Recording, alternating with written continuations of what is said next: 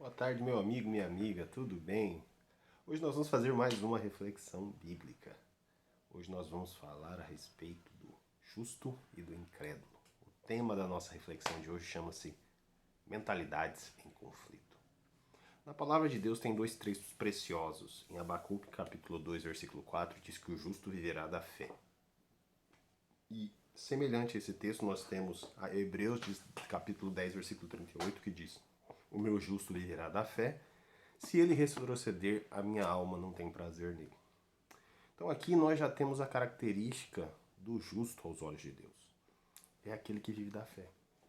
E o que seria fé? Né? Temos que dar aí um conceito pelo menos básico para não ficar algo muito aleatório. Fé é a certeza das coisas que se esperam e a convicção dos fatos que não se veem. Pela fé nós nos relacionamos com Deus. Pela fé nós cremos em suas promessas. O justo, ele acredita no Senhor e acredita nas suas promessas. O justo se relaciona com Deus através da fé. E ao contrário disso, o incrédulo, ele é o contrário, né? O incrédulo, ele não acredita, não confia no Senhor, ele não crê em suas promessas. E o seu relacionamento com Deus é através da incredulidade.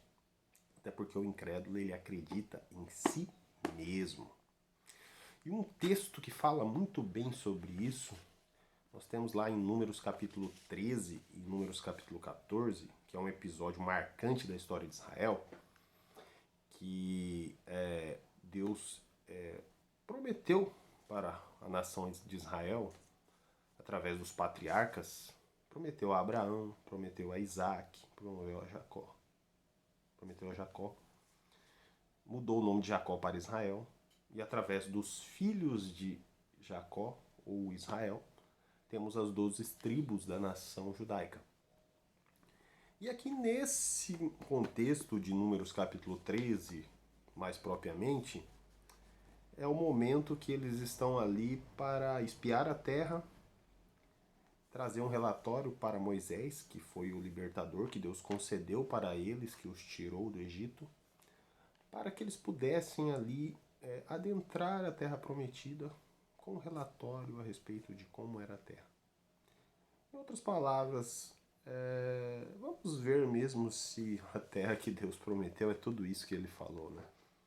Para homens de fé, eu acho que não haveria nem esse momento de espiar a terra. Acho que se fosse colocar ali um microfone ali diante de Josué e Caleb, ele falou, não, Deus prometeu, vamos entrar e vamos conquistar, porque é o Senhor que está conosco. Eu penso, o texto não diz isso, né? Mas eu penso que isso aí pode ter sido ideia ali da maioria. E nós sabemos que nem a maioria é a voz de Deus, né? Tem gente que fala que a voz do povo é a voz de Deus, mas nós sabemos que não necessariamente. A voz de Deus às vezes se manifesta através de uma só pessoa para corrigir o povo. E aqui, quando você lê o texto, eu gostaria que você lesse depois dessa reflexão, lê lá Números capítulo 13, aqui ele é bem explicativo, ele mostra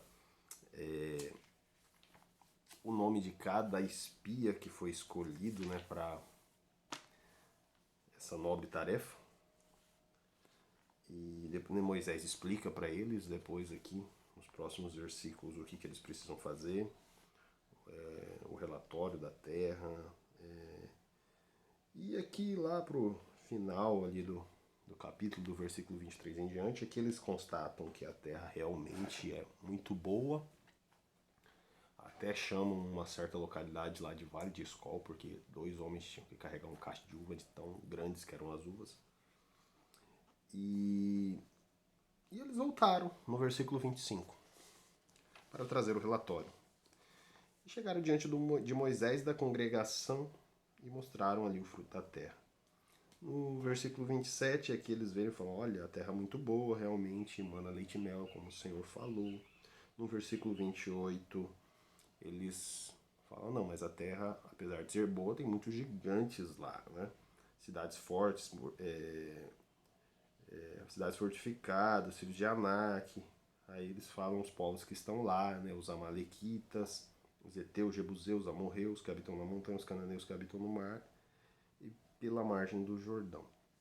E no versículo 30 nós temos ali a figura do primeiro justo se manifestando, Caleb. Caleb ele manda o povo se calar e fala, não, certamente subiremos, pois seremos a terra em herança, porque prevaleceremos contra ela. E aí nós temos o primeiro conflito.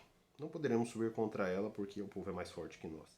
E infamaram a terra. Sabe o que é infamar? Desonrar. Desonraram a terra. Falaram, ó, a terra que passamos a espiar é uma terra que consome seus moradores. Tem uma outra versão que é até mais interessante. Fala assim, devora os seus moradores, né? É uma terra perigosa, uma terra monstruosa, né? E todo o povo que vimos nela são homens de grande estatura. Também vimos ali gigantes, filhos de Anak, descendentes dos gigantes, e eram os seus próprios olhos como gafanhotos, assim como eram os seus olhos. Veja bem aqui uma característica de um incrédulo. Só para você entender, o primeiro tópico que eu quero trabalhar com vocês é: o justo é livre porque confia em Deus. O incrédulo é escravo porque idolatra a si mesmo. Aqui você percebe por que o justo ele não tem medo. Primeiro porque como a sua confiança está no Senhor, Caleb ele tinha plena convicção que Deus daria aquela conquista para eles, porque Deus já tinha feito grandiosas coisas antes, né? Então tudo que Deus fez antes foi alimento para a fé de Caleb. E se Deus não fizesse, Caleb continuaria confiando também. Até porque o seu relacionamento com Deus era pela fé, né? E fé é certeza de coisas que se espera e convicção de fatos que não se veem.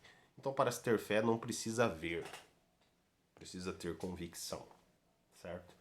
Então, Caleb, ele tinha convicção.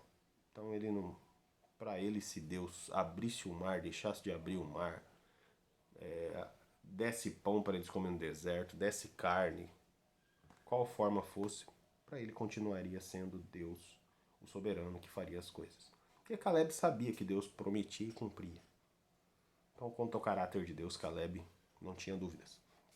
Em contrapartida, nós temos aqui os incrédulos, que são os outros 10 representantes das outras 10 tribos. E esses caras são complicados, gente, porque eles não acreditam mesmo. Eles não acreditam no Senhor.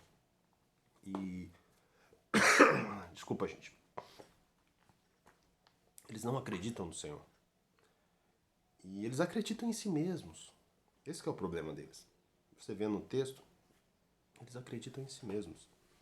Eles falam, olha, nós éramos gafanhotos aos seus próprios olhos. E eu acho que até eles pensavam da mesma forma. E eles nem perguntaram isso pros caras, né? Chegaram lá e falaram, vocês acham que nós somos gafanhotos?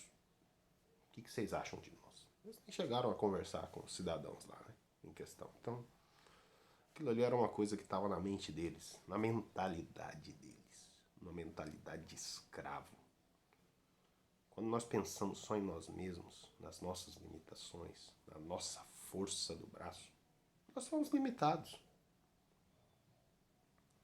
Agora, quando nós confiamos no Senhor, nós temos a convicção que o Senhor pode nos ajudar e pode cumprir o que prometeu, aí sim nós vamos adiante. E essa é a primeira lição que nós temos aqui dessa história. Qual que seria a segunda lição? Na hora da decisão, o que prevalece é o que está lá dentro do nosso coração. A nossa mentalidade reflete o que está no coração. Aquilo que a gente pensa, aquilo que a gente decide, a nossa visão de mundo é o que está no centro do nosso ser. Porque o coração humano, na visão bíblica, não é esse órgão que bombeia sangue. É o nosso centro de decisões, emoções, vontades, desejos. É o centro do nosso ser. É esse o coração humano. E quando o nosso coração não está alinhado com Deus, ele está alinhado com as nossas limitações. E quando o nosso coração não entroniza Deus, a gente idolatra a nós mesmos. Outras coisas. Isso é muito complicado, porque coisas são passageiras, né? Nós somos mortais. O único que é eterno é Deus. Então esse que é o grande problema de nós acreditarmos só em nós mesmos. Porque se a gente olhar só para nós mesmos, nós vamos cometer o mesmo erro que esses espias aqui. Não, não tem como, gente. Vocês estão ficando louco. Loucura conquistar essa terra. A gente não tem condições nenhuma. E dentro da mentalidade deles, já que eles eram incrédulos, de certa forma até eles estavam certos. E dentro da mentalidade de Caleb e Josué, eles também estavam certos. Mas como assim, Igor? Porque cada um reage conforme o que está no seu coração. Cada um reage da forma que se vê. Essa é a questão. Por isso que eles não viam a possibilidade de conquistar aquela terra. Por isso que nós precisamos moldar a nossa vida, o nosso coração de acordo com a palavra do Senhor. A palavra é viva e eficaz. Mais cortante que espada de 2 gumes, que penetra na dimensão da alma e do espírito. E ela é apta para discernir pensamentos e intenções do coração humano. É por isso que nós precisamos nos relacionar com o Senhor através da palavra. E aqui, se você for continuar lendo aqui em Números capítulo 14, essa história continua e o povo chorou e queria apedrejar Moisés, queria apedrejar Arão. Caleb e Josué entram na frente e falam, gente, para com isso. Se vocês forem fiéis ao Senhor, se vocês se arrependerem, o Senhor se agradará de vocês. E Deus se ira sobremaneira contra eles e quer os destruir.